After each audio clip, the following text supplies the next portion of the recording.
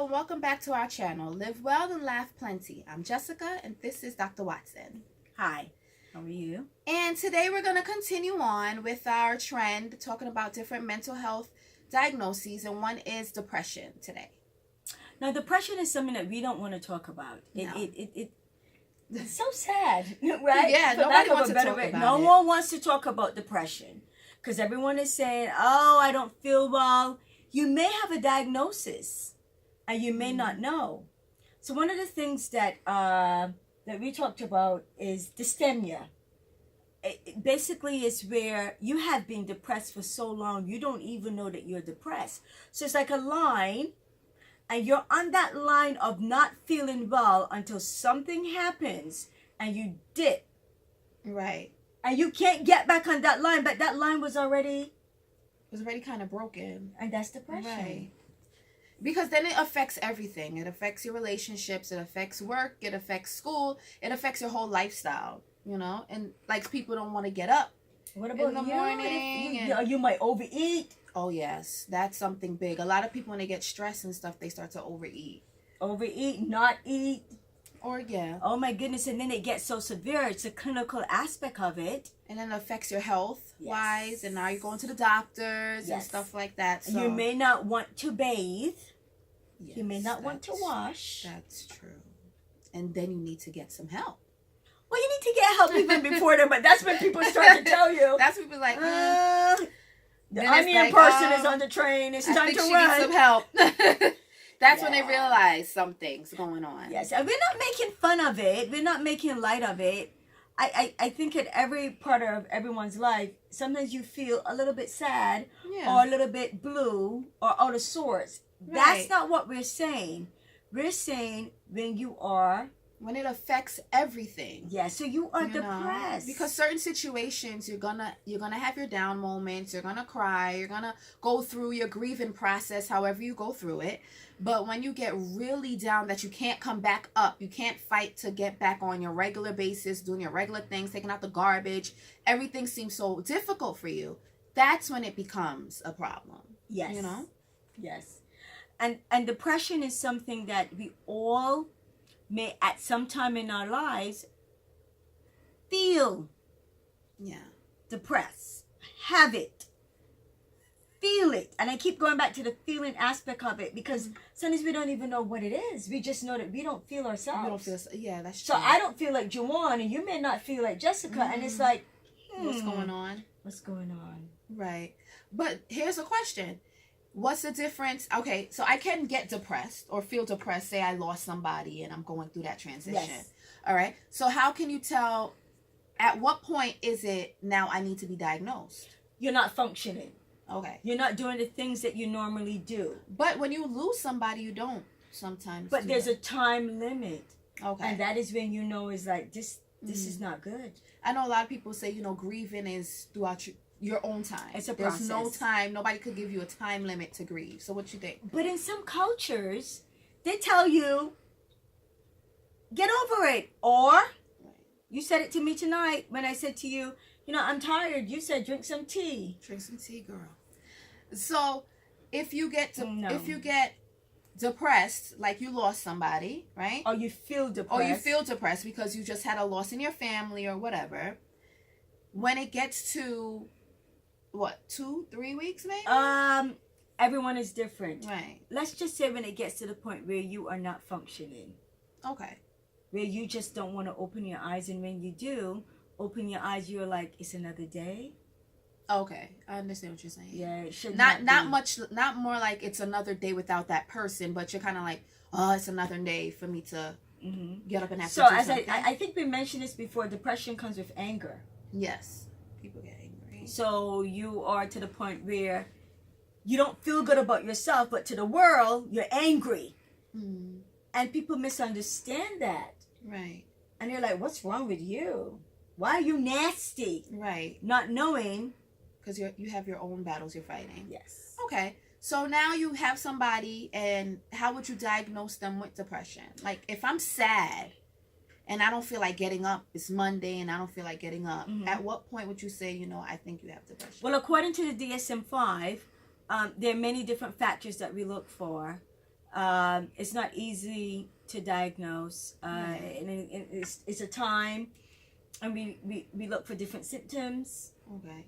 There are many different things that we look for. Yeah, because it's why I say that is because sometimes you go through a rough patch, and sometimes that's a trigger that makes you end up can't get back up. So you might be sad. Right. That's what I'm saying. You might be sad. Am I sad or am I really depressed? Or am I just feeling blue? Right. So that's what I'm saying. It's kind of like a little borderline. Yes. Are we crying in our coffee? Right. In our tea, as you told me to drink it. Right. Am I saying, I don't feel like I want to do this? But it's when you cannot function. When you cannot function.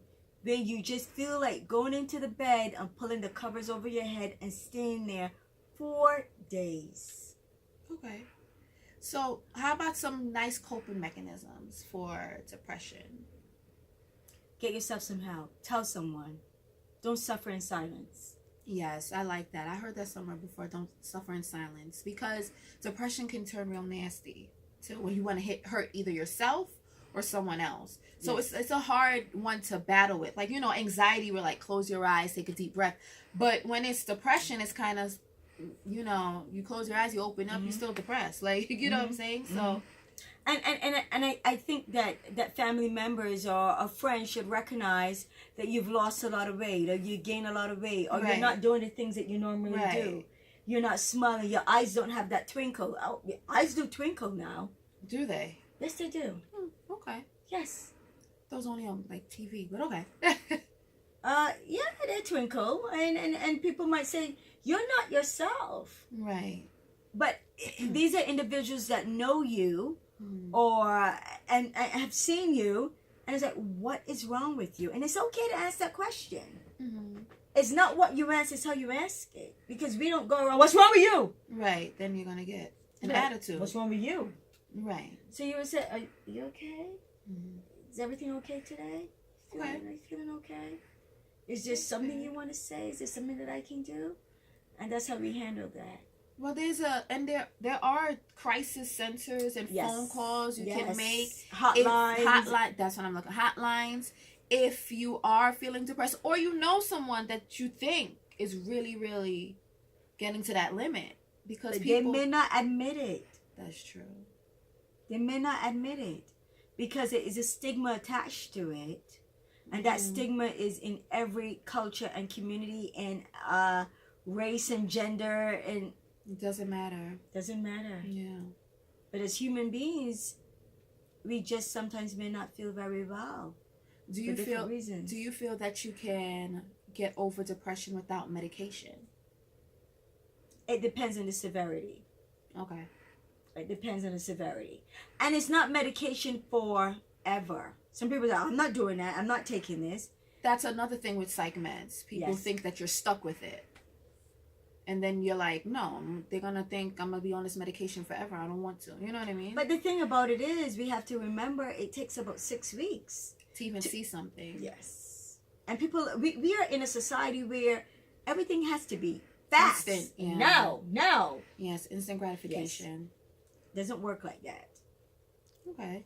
But, I mean, so if you're feeling down or sad, I feel like once you start to feel sad, maybe you should talk to someone. Not like, it don't have to be like a professional, like talk to your friend. Sometimes you can just say something to a friend who is caring. Right. And who understands and who listens well. So you might chat or you might vent. That's what I'm saying. Yeah, like venting. Sometimes people need that. They need, like, they're going through something. They're like, listen, I just need to talk, And then until you get a cup of tea. And then, you get a cup of tea and talk. Look at that. but get a cup of tea and talk. Not go and drink your tea and go to bed. And take a nap. You'll feel better in the morning. Yes. That is not something that we want. So, yes, I feel like once you're starting to feel a little down, you should vent or talk to somebody. And once it gets to the point where you really just can't function. Or you not crossing you, but you journal. You write those feelings out with a date and a time. Because it could be a certain pattern. Yes. Something could be going on during that time. Like, probably you lost your brother. And every time your brother's birthday come up around that month, you go through a little depression phase or something. Yes. So you could do journaling. And there's so many different types of depression. that we're not going to get into, on here, but we have to be very, very mindful that human beings can be very private. Yes. And the culture of some people, they do not believe in depression. That's true. They do not believe They just say get over it. Get over it. You'll be okay. Because think about it. Let's think about it. When you have lose a loved one, right? And you have grieving days, even with the work. Think about even with work. You get 3 days off from work to grieve. 3 days. That shows how society is. It basically means, come on, it happened. But not even with the Keep death. You're talking about the grieving because of death. What Right. about losing a loved one in regards to that person no longer wants to be around you? Right. Anything. But what I was just saying in regards to the workforce as well. Yes. They only Yes. give you 3 days to get over that. And it depends on where they are on your, like, in the level. Because if it's your mother or father, yes, you get 3 days. If it's your uncle and aunt, no, nobody it's cares not about that. given. And at the end of the day, my uncle could have raised me. And he could have been the father figure. And he could be my father figure. But so I feel like that's another, if you just look at society on a whole, it's very fast with a lot of grieving processes. Whether it's someone leaving you, because what's the saying, when you lose a man, just go get another one, you'll feel better or something. Like, I've never heard that. Not really like that, but it's basically to get over one, you get with another one. Oh. But that's kind of sad. And it's sad. true, because mentally you won't be thinking of the one that you lost. You'll be thinking of the one that's present now. But how do you get a healthy relationship? There you go. You never get over that one or close the door. So that's what I'm saying. With this society, stuff is so fast paced. Yes. I feel like nobody gets a proper time to be sad. It's okay. So some things can be quite toxic. Right. Because you never got to grieve it properly. That's what I'm saying. You never got to grieve it properly. No, that makes me not depressed, but a little bit disturbed and sad. Right. That we cannot be ourselves and express these feelings without being judged. Yes. And that's how society has it. But you have to break that stigma. You're gonna try. We're gonna try, but Dr. Phillips, we're gonna try. But mental health is a big stigma, unfortunately. So to wrap it all up, if you're feeling really down, can't get out of bed, sometimes at one point you might need to seek some type of help. And even if you do get out of bed and you go to work, but you don't feel well, mind, body, and soul, and the gut is not feeling well, and you're just not yourself, talk to someone. Right. It's okay. It's okay to feel sad. Don't get us wrong. It's okay to go through that process, that grieving process of whatever it may be. However, if it gets to a point where it's affecting your livelihood, then you need to seek someone. Yes, and I do agree. And there is nothing wrong with that. It doesn't make you a bad person, an abnormal person, or a weak person. That is so important. A weak person. A weak person. Yes. Find help, get help, because it could go left real quick. All right. And what does that mean? Go left? It could go bad. Like if they say go south or whatever. It could go bad real quick. Real quick. Right? And you're left feeling empty, discarded. All these adjectives that we don't even want to talk about. And you feel like no one cares, but the fact is probably no one really noticed. Yes. Which is unfortunate. So with that being said, thank you so much for joining us. Until next time. Be well. Thank you.